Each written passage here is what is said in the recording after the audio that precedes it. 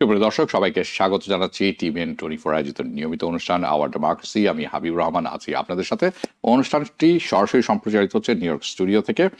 আমার সাথে স্টুডিওতে আছেন, আমার সাথে যোগ দিয়েছেন লেখক, গবেষক, সাংবাদিক হাসান ফেরদৌস। স্বাগত জানাচ্ছি আপনাকেও। আশা করি ভালো আছেন। বেশ কিছু বিষয় নিয়ে আলোচনা করব এবং আমি কয়েকটি বিষয় আপনার কাছে প্রথমেই তুলে ধরতে চাই অ্যাজ সূচনা হিসাবে, যাতে আমাদের সবার বুঝতে সুবিধা হয় কি বিষয়। বাক স্বাধীনতা আমেরিকাতে একটি ব্যাপার যেটা আমরা স্বাভাবিকভাবে নিয়ে থাকি, যে এটা আপনার একটা রাইটস এবং কনস্টিটিউশন, সংবিধানও বলছে এটা আপনার রাইট। কিন্তু আমরা দেখছি সেটি এখন যত্রতত্র খর্ব করা হচ্ছে। বাক স্বাধীনতা বলে তেমন কিছু নেই। যদি আপনি ট্রাম্প অ্যাডমিনিস্ট্রেশন অর্থাৎ কারেন্ট প্রেসিডেন্সির কারোর বিরুদ্ধে কোনো কিছু বলে থাকেন, আর তার উপর যদি আপনি মুসলিম হয়ে থাকেন, অথবা প্যালেস্টিনিয়ান বংশোদ্ভূত হয়ে থাকেন, অথবা ইসরায়েলের বিরুদ্ধে কিছু বলে থাকেন, অথবা আপনি মাইনরিটি নন হোয়াইট হয়ে থাকেন, তাহলে কিন্তু একেবারে সোনায় সোহাগা হয়ে গেল। এটি খুব প্রতীয়মান, একেবারে পরিষ্কার। এই ব্যাপারটি অনেকেই বলছেন যে এটি একটি ব্যাপার খুব ভালো করে দেখা উচিত, কারণ এরকমই হিটলারও করেছিলেন যখন উনি ক্ষমতায় এসেছিলেন। প্রথমে তেমন কিছু কেউ না বললেও পরে এটির ভয়ঙ্কর রূপ আমরা দেখেছিলাম কি হয়েছিল। অনেকেই বলছেন ডেমোক্রেটরা কি করছেন, তারা বসে আছেন কেন, তাদের রেসপন্স কি, এবং আমাদের কোর্ট সিস্টেম কি বলছে, কেন চ্যালেঞ্জ হচ্ছে না এই সমস্ত জিনিস, কেন তারা কিছু করছেন না। আমাদের 3টি বিভাগ আছে, তারা সমভাবে কাজ করে থাকেন। এটি একটি ব্যাপার, আর এটি দিয়ে আমরা শুরু করব। কিন্তু এরপরে আমি চলে যাব একটু বাংলাদেশ প্রসঙ্গে। ডক্টর ইউনূস এখন চীন সফর করছেন এবং বেশ অনেকগুলো ব্যাপার আমার চোখে পড়েছে। আপনাকে ধন্যবাদ কিছু জিনিস আমার সাথে শেয়ার করার জন্য। বেল্ট অ্যান্ড রোড ইনিশিয়েটিভ, বাংলাদেশের ঋণ এবং সেটি কমিয়ে আনার সম্ভাবনা, সুদের হার এবং তার 20 বছর থেকে 30 বছরে নিয়ে যাওয়া, এবং বেশ কিছু উন্নয়নমূলক কাজে বাংলাদেশ অংশগ্রহণ করতে পারে। কিন্তু সমস্যা হচ্ছে পার্শ্ববর্তী দেশ ভারত এতে খুশি হবে না বলেই আমরা অনুমান করে নিচ্ছি, এবং তাই দেখা যাচ্ছে। আরো একটি মজার ব্যাপার হলো, পতিত সরকার, গত সরকার, ফ্যাসিস্ট সরকার আওয়ামী লীগ যখন পতন হলো তার ঠিক কয়েকদিন আগেই শেখ হাসিনা ছিলেন চায়নাতে, কিন্তু সেখানে কিন্তু শি জিনপিং তার সাথে দেখা করেননি, ঊর্ধ্বতন তেমন কোনো কর্মকর্তাও দেখা করেননি। সেখান থেকে তড়িঘড়ি করে শেখ হাসিনা ফেরত এসেছিলেন বাংলাদেশে। এবার আমরা দেখছি একেবারে প্রেসিডেন্ট পর্যায়ে চাইনিজ গভর্নমেন্টের টপ যারা অফিসিয়াল আছেন তারা বসছেন ডক্টর ইউনূসের সাথে। অন্যদিকে আমেরিকা বাংলাদেশের অস্ত্র বা অন্যান্য জিনিস বিনিয়োগ করতে আগ্রহী। ব্যাপারটি একটু ঘোলাটে হয়ে যাচ্ছে। বাংলাদেশের নিজস্ব স্বার্থ রক্ষা করতে হবে, এবং তাহলে আমাদের ফরেন পলিসি কোন দিকে যাচ্ছে, এই সমস্ত বিষয়ে আলোচনা থাকবে। শুরু করব আমাদের অভ্যন্তরীণ, আমেরিকার অভ্যন্তরীণ ফ্রিডম অফ স্পিচ। আমরা কোথায় আছি, কেন আতঙ্কে আছি, কেন সবকিছু হুমকির মুখে, কেন ডেমোক্রেসি হুমকির মুখে। চলুন সেখান থেকে শুরু করা যাক। হাবিব ভাই, আপনাকে শুভেচ্ছা। দিন পরে ঈদ, আমি ঈদের আগে আমি শুভেচ্ছা সবাইকে জানাচ্ছি। আপনি যে প্রসঙ্গটা তুলেছেন তার দুটো দিক। একটা হচ্ছে যে যুক্তরাষ্ট্রে মুক্ত বাকে খোলামেলা ভাবে কথা বলার সুযোগ কমে আসছে, এটা একটা। আর অন্য দিকটা হচ্ছে যে ট্রাম্প প্রশাসন একের পর এক যে নীতি গ্রহণ করছে এবং তার ফলে যেভাবে আমাদের অধিকার কমে আসছে, তার প্রতিবাদে বা তার রেসপন্সে ডেমোক্রেটিক পার্টি কি করছে। প্রথম কথাটা বলি, তার আগে আপনাকে সাবধান করে দিই হাবিব ভাই, আমি আবারও বলি যে আমরা এমন কাজ করি যখন আমাদের অধিকার সুরক্ষিত হয়ে আসছে। আমাদের বলতে পারছি আমরা যারা নন হোয়াইট, আপনারা আমার মতো যারা অশ্বেতকায়, যারা বহিরাগত, যারা তৃতীয় বিশ্ব থেকে এসছি, এবং বিশেষ করে যারা মুসলমান, তাদের অধিকার নানাভাবে সংকুচিত এবং আক্রমণের মুখে। এবং এটা আমি মুখে চ্যালেঞ্জ করে কিন্তু পার পাবো না, কারণ গত এক দশক 2 দশক ধরে দেখেছি আমরা যে মার্কিন রাজনীতি ক্রমান্বয়ে দক্ষিণমুখী হচ্ছে, রাইট টার্ন করেছে, এবং ডোনাল্ড ট্রাম্প হচ্ছে সেই রাইটিস্ট রাজনীতির এপিটোম, সর্বোচ্চ শিখর বলতে পারি আমরা। এই অবস্থায় আপনার আমার একটু সাবধান হওয়া উচিত কি বলছি না বলছি। আমি আপনাকে আগে জানিয়েছিলাম, কলম্বিয়া ইউনিভার্সিটি এক ফরমাল চিঠিতে তার অধ্যাপক জানিয়েছে, যখন তোমরা কথা বলবে ইসরায়েল সম্বন্ধে, ইসরায়েল হোলস দেশ নিয়ে তুমি কথা বলতে পারো না। গভর্নমেন্ট নিয়ে বলতে পারো তুমি, পার্লামেন্ট নিয়ে কথা বলতে পারো তুমি, হাইকোর্ট নিয়ে বলতে পারো তুমি, কিন্তু যখন তুমি ইসরায়েল নিয়ে বলবে অ্যাজ ইফ পুরো দেশটাকে তুমি অ্যাকিউজ করছো। ফলে বি কেয়ারফুল। আমাদেরকেও কিন্তু একটু কেয়ারফুল হতে হবে। আপনি দেখেছেন কি হয়েছে কলম্বিয়া ইউনিভার্সিটিতে, একজন ছাত্র, গ্রিন কার্ডধারী ছাত্র, তাকে বহিষ্কার করা হচ্ছে, তাকে ধরে নিয়ে যাওয়া হয়েছে বহু দূরে, যেখান থেকে কার সঙ্গে কোনো যোগাযোগ নেই। কি অপরাধ তার? তিনি নাকি হামাসের সমর্থক। কোনো প্রমাণপত্র দেখিনি আমরা, শুনিনি আমরা। তবে এটা জানি আমরা যে গত বছরে যে গাজার হত্যাকাণ্ডের বিরুদ্ধে কলম্বিয়াতে যে প্রবল বিক্ষোভ হয়, সেই বিক্ষোভে তিনি একজন পার্টিসিপেন্ট ছিলেন। শুধু তাই না, আমরা এখন জানি তিনি একজন মধ্যস্থতাকারী ছিলেন between university and the police. দুজনের মাঝখানে তিনি, ছাত্র এবং ইউনিভার্সিটির মাঝখানে তিনি একজন একজন মিডিয়েটর ছিলেন। সেই লোকটিকে গ্রেফতার করে নিয়ে যাওয়া হচ্ছে এই অভিযোগে যে তিনি একজন হামাস সমর্থক। এটা একটা সিরিয়াস একটা, এবং এই অভিযোগের কারণে তাকে কিন্তু করতে বাধ্য। একইভাবে একাধিক ছাত্র, স্টুডেন্ট, তাকেও একজন টার্কিশ, সর্বশেষ যে দেখতে পাচ্ছি আমরা, একজন টার্কিশ ছাত্রীকে কোনো যুক্তি ছাড়া, কোনো কারণ ছাড়া, শুধুমাত্র তিনি ইসরায়েলের বিরুদ্ধে কথা বলেছে এই অভিযোগে তাকে গ্রেফতার করা হয়েছে। অন্য কথায় সময়টা খুব কঠিন আমাদের জন্য। কিন্তু পাশাপাশি ইন্টারেস্টিং, এটা কিছু কিছু অপরচুনিটি ক্রিয়েট হচ্ছে। ট্রাম্প প্রশাসন গত 2 মাসে একের পর যে নীতি গ্রহণ করেছে, তার ফলে দেশের ভিতরে, দেশের বাইরে শুধু উদ্বেগ নয়, প্রতিরোধ গড়ে উঠে। একটা ছোট্ট এক্সাম্পল দিই আপনাকে। পাশের বাড়ি ক্যানাডাতে কি হয়েছে আপনারা জানেন। ট্রুডো সাহেব পদত্যাগ করতেন, তার জায়গায় নতুন নেতা এসছেন, কার্নি সাহেব, লিবারেল পার্টির। এই পার্টিটি কিন্তু নিশ্চিত পরাজয়ের মুখে ছিল। 20% ডাউন ছিল তারা, 20% ডাউন ছিল তারা, কনজারভেটিভ পার্টি জেতার কথা। সেখানে শুধুমাত্র ট্রাম্পের ক্যানাডা বিরোধী ভূমিকার কারণে কার্নি সাহেবের, মানে লিবারেল পার্টির সমর্থন বহু গুণে বেড়ে, এবং এখন তিনি এই মাসের এপ্রিল মাসের 28 তারিখে নির্বাচন হবে, কোয়াইট লাইকলি তিনি জিতবেন। ট্রাম্প পারি আমরা, ট্রাম্প ইম্পোজ করছেন স্যাংশন, ট্যারিফ ইম্পোজ কানাডার বিরুদ্ধে, কানাডাকে 51st স্টেট বানাবেন হুমকি দিচ্ছেন। তার রেসপন্স দেখতে পাচ্ছি আমরা কানাডাবাসী ফুস রাজনৈতিক যে আমেরিকাতে কি দেখছি আমরা, যেটা খুব একটা রিপোর্ট হচ্ছে না, সারা দেশ জুড়ে কিন্তু ছোট ছোট টাউন হল হচ্ছে। নিয়ম হচ্ছে যখনই কংগ্রেস মেম্বাররা ছুটিতে যায়, তারা তাদের এলাকায় মিটিং করে। কিন্তু গত 1.5 মাসে একের পর এক মিটিং এ যে পরিমাণ কঠোর ভাষায় রিপাবলিকান কংগ্রেসম্যানরা, সেনেটররা সমালোচনার মুখে পড়েছে, তাতে তারা অনেকেই মিটিং আর করছেন না। ইনফ্যাক্ট রিপাবলিকান পার্টি থেকে বলা হয়েছে আমাদের মিটিং করার দরকার নেই, করলে তো বড় জোর অনলাইনে করো, টেলিফোনে করো। এবং তার মানে হচ্ছে যে প্রতিবাদটা তীব্র আকার ধারণ করছে সাধারণ মানুষের মধ্যে। প্রশ্ন হচ্ছে আপনি যেটা করতেন, ডেমোক্রেটিক পার্টি কি এই সুযোগটা গ্রহণ করতে পারবে কিনা, পলিটিক্যালি ডোনাল্ড ট্রাম্পকে চ্যালেঞ্জ মাউন্ট করতে। জি, এখন পর্যন্ত আমরা লক্ষণ দেখিনি, দেখতে পারি হ্যাঁ ডেমোক্রেটিক পার্টি। তার একটা বড় কারণ হচ্ছে হাবিব ভাই, জেনারেশনাল সেপারেশন।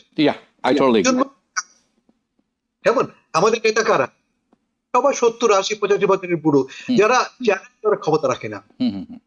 ফলে নেতৃত্বে একটা বড় রকমের বদল দরকার, যে নেতৃত্বে দেখবো আমরা এমন লোক এসছে যাদের মেরুদণ্ডটা আছে। জি, আপনাকে অসংখ্য ধন্যবাদ। ডেমোক্রেটিক পার্টির একটি অন্যতম প্রবলেম হয়ে দাঁড়াচ্ছে তাদের লিডারশিপ, এবং যে লিডারশিপ তারা আছেন, যেটি শুনলেন হাসান ফেরদৌসের কাছে, বর্ষিয়ান, তাদের সাথে নতুন প্রজন্মের কোনো মিল নেই, যোগাযোগ নেই, এবং গ্যাপ আছে। তথাপি আমরা দেখছি কিছু কিছু ক্ষেত্রে সাধারণ মানুষ রিভল্ট করছেন, সাধারণ মানুষ প্রতিবাদ করছেন।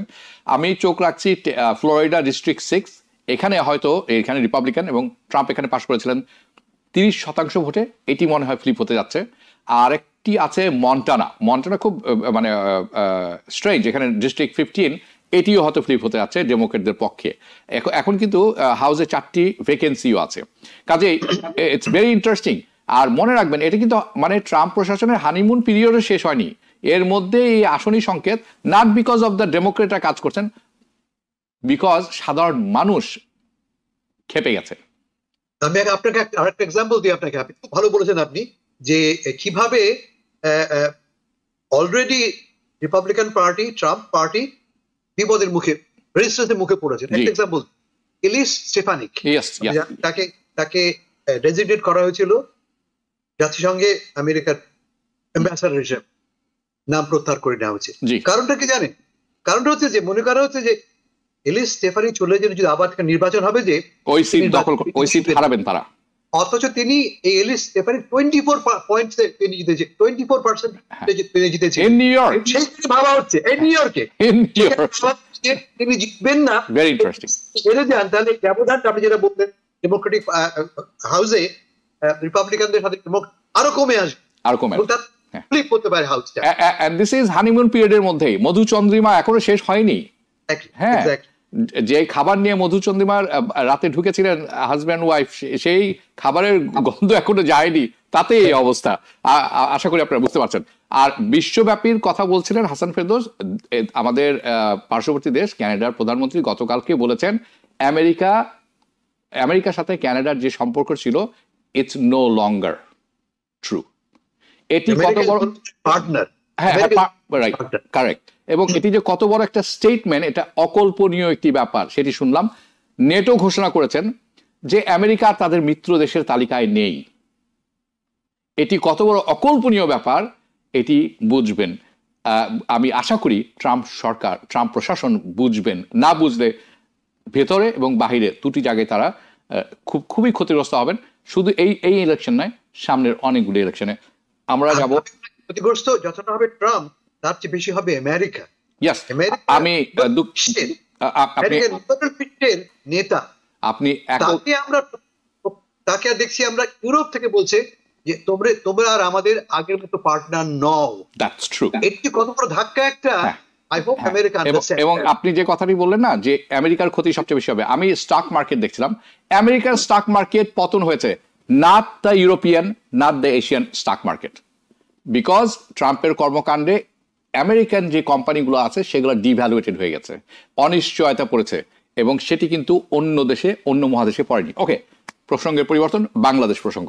ডক্টর ইউনূসের চায়না সফর, এবং দেখে শুনে মনে হচ্ছে যে বাংলাদেশ সরকার এই মুহূর্তে চায়নামুখী আছেন, ফরেন পলিসির কথা বলছি, এবং তাতে বিরাগভাজন হওয়ার সম্ভাবনা খুবই বেশি, এবং ইন্ডিয়ার খুশি হওয়ার কোনো কারণ নেই। এই কারণ নেই কেন, সেটি আপনার কাছে আমরা শুনবো। একই সাথে ট্রাম্প প্রশাসন বাংলাদেশকে স্বাগত জানিয়েছে বাংলাদেশের স্বাধীনতা দিবসের ব্যাপারে, এবং তারা বলেছেন যে বাংলাদেশ আমেরিকা একসাথে কাজ করার সুযোগ রয়েছে।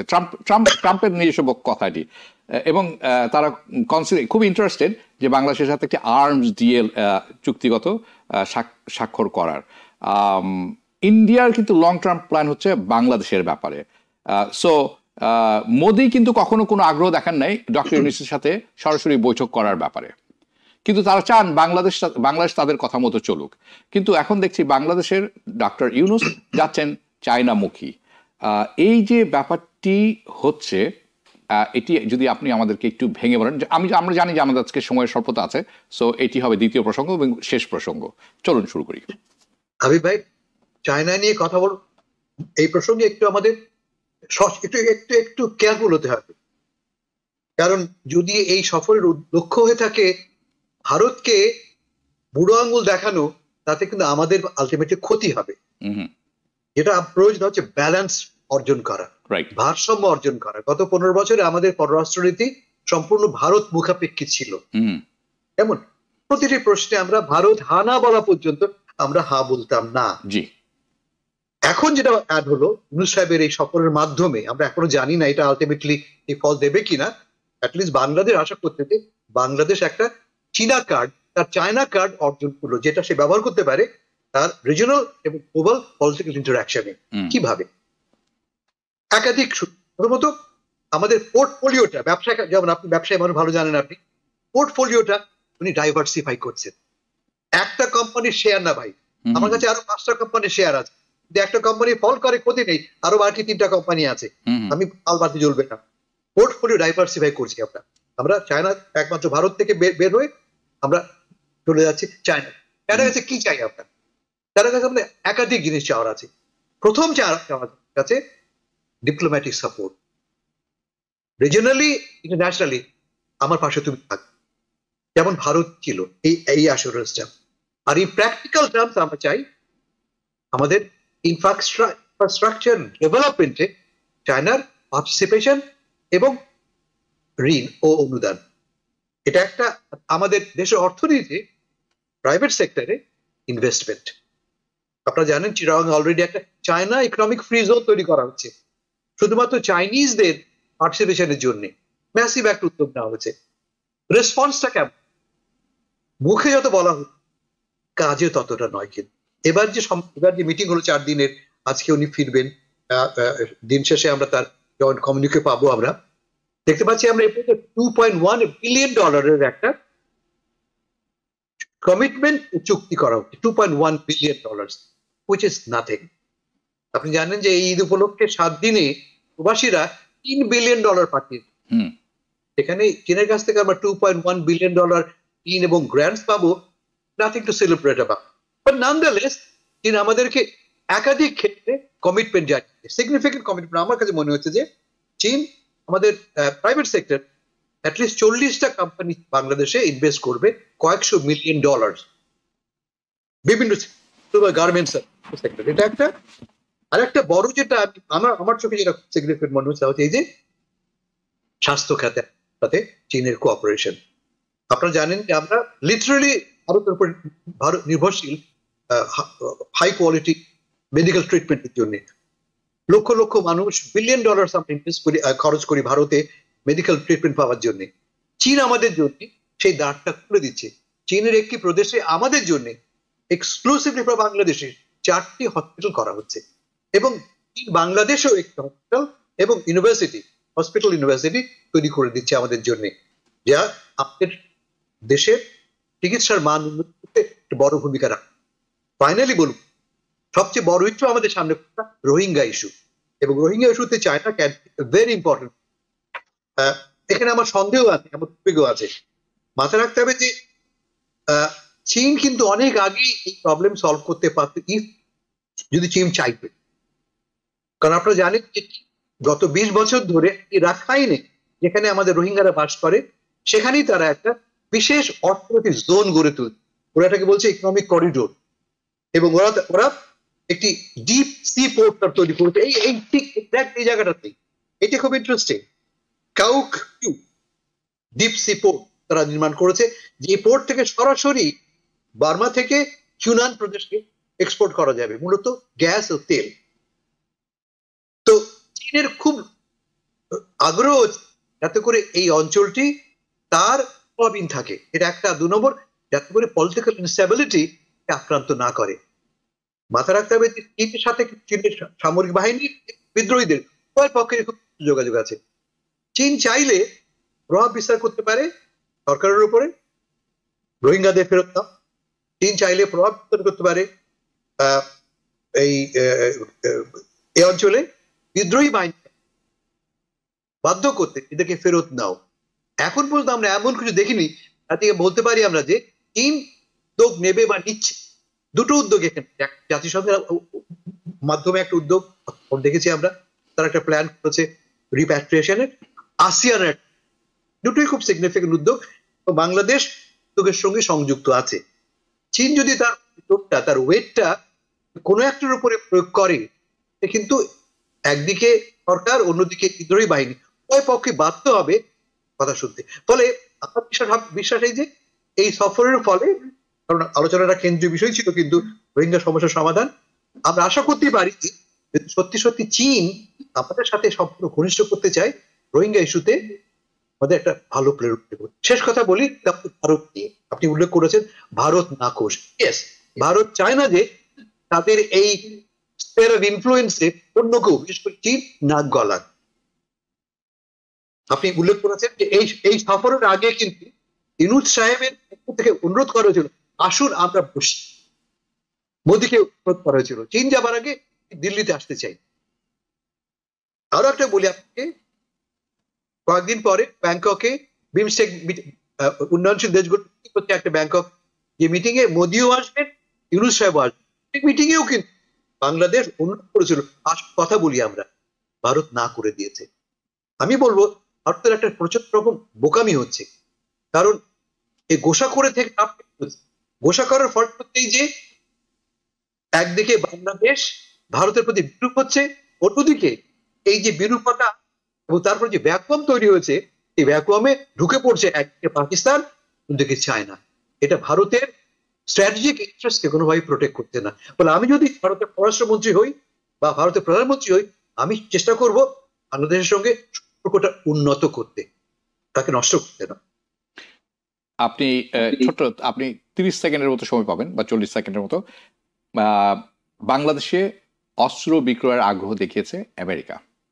How do you see it? Very significant. শুধু অস্ত্র বিক্রি নয়, আমরা দেখছি গত 15 দিনে একের পর এক বার্তা পেয়েছি আমরা আমেরিকা থেকে যে আমরা তোমাদের সাথে সম্পর্ক উন্নয়ন করতে চাই, আমরা তোমাদেরকে আমরা অ্যাবান্ডন করতে। আমি জানি আওয়ামী পন্থীরা খুব আগ্রহে বসে আছে কখন ইউনূস সরকার পড়ে যাবে, একদিকে তুলসী গ্যাবার্ড, অন্যদিকে ট্রাম্প সাহেব। বাস্তবে তা হচ্ছে, বাস্তবে আমরা দেখছি খুব স্ট্র্যাটেজিক্যাল থিঙ্কিং আমেরিকার পক্ষ থেকে যে বাংলাদেশকে তারা চায় অ্যাজ এ পার্টনার। তারা দেখছে ভারত সরে যাচ্ছে, চীন ঢুকছে, আমেরিকার ভালো পছন্দ করছে না। আমেরিকার ইন্টারেস্ট বঙ্গোপসাগরে বে এলাকায় এত করে আমেরিকার নিরবচ্ছিন্ন অধিকার অক্ষুণ্ণ থাকবে, চীন না ঢুকতে পারে, সেটি আমেরিকার স্ট্র্যাটেজিক গোল, কৌশলগত ঐক্য সেখানে। এবং সেই জন্যই আপনারা দেখেছেন গত সপ্তাহে একজন হাই লেভেলের নেভাল কমান্ডার ঘুরে গেছেন বাংলাদেশ, এবং তিনি কি বলেছেন, আমাদের কাছ থেকে অস্ত্র কেন, এবং এও বলেছেন যে আমরা চাই আমাদের মধ্যে এই সামরিক নিরাপত্তার জন্য সম্পর্ক আরো ঘনিষ্ঠ হোক। এর দুটো বার্তা, এক হচ্ছে আমেরিকা বলছে বাংলাদেশ তোমার সাথে আমি আছি, ইউনূস তোমার সাথে আমি আছি। আর 2 নম্বর সবচেয়ে বেশি ইম্পর্টেন্ট যেটা হতে হচ্ছে যে যারা ভেবেছে ট্রাম্প সাহেব আগামীকাল ইউনূস সরকারকে ধাক্কা দিয়ে ফেলে দেবে, তাদের জন্য একটা বার্তা যে না, তাদেরকে ফেলে দিচ্ছি না, তাদের পাশে তাকে তাদের পাশে রাখছি। জি, ধন্যবাদ। আমি শেষ করব, কিন্তু একটি প্রসঙ্গ আপনার কাছে আমি আপনার 30 সেকেন্ডের কমেন্টস যাব। দ্বিতীয় বিশ্বযুদ্ধের আগে হিটলার অনেকগুলি পদক্ষেপ নিয়েছিলেন। তার মধ্যে একটি পদক্ষেপ হচ্ছে জুইশ যারা আছেন তাদেরকে শেষ করে দিবেন, এবং তারা ইনফিরিয়র, নিকৃষ্টতম জাতি জার্মানদের কম্পেয়ারে, এবং তাদের থাকার কোনো অভিযোগ নেই, অধিকার নেই, দুঃখিত। অনেকেই বলছেন যে ট্রাম্প প্রশাসনের যে কর্মকাণ্ড এটার সাথে অনেক মিলে যায় হিটলারের কর্মকাণ্ডের প্রথম দিকের, এবং সেই সময় অনেকেই এই জুইশদের বাঁচানোর ক্ষেত্রে কোনো কথা বলেননি। অনেকে লিখেছেন যে first they came for Jewish but I did not say anything because I am not Jewish. Second, they came for the communist. I didn't say anything because I was not communist. Then they came for the labor unions. I didn't say anything because I'm not part of the labor union. And finally, they came to take me and there was nobody else left. আপনার comment please. প্রথমত হাবিব ভাই, অত দ্রুত আমি Trump প্রশাসনকে হিটলারের সঙ্গে তুলনা করতে চাই না। দুটো সম্পূর্ণ ভিন্ন পরিপ্রেক্ষিত, এবং হিটলার আমাদের মানব সভ্যতার ইতিহাসে জঘন্যতম একটা উদাহরণ।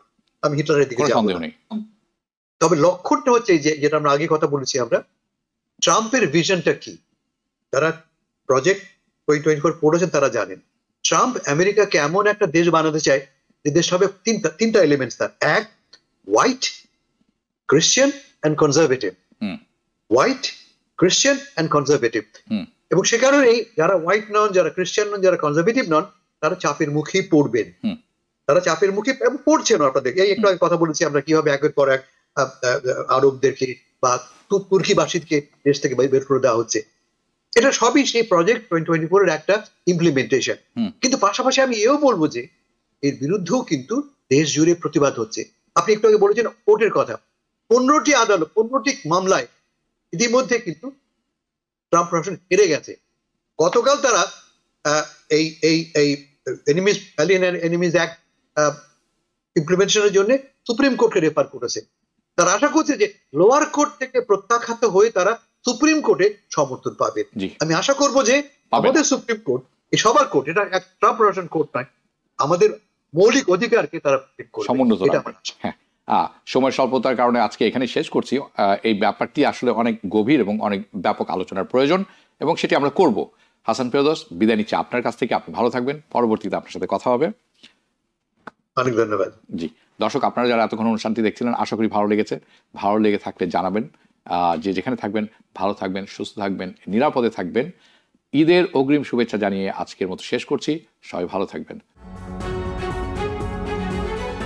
TBN 24 টেলিভিশন দেখতে আজই কল করুন 7187776556। লগ ইন করুন www.totalcablebd.com।